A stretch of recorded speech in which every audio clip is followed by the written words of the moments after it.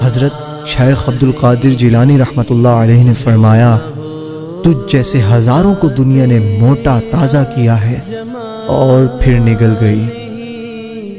तो जहां था ख्वाब ख्याल ही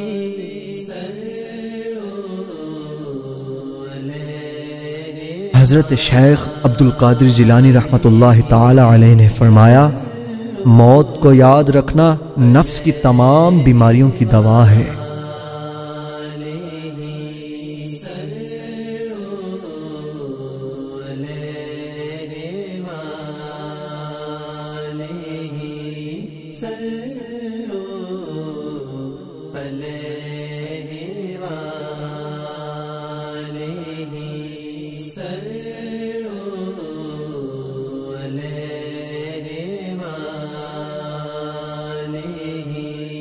सल्लल्लाहु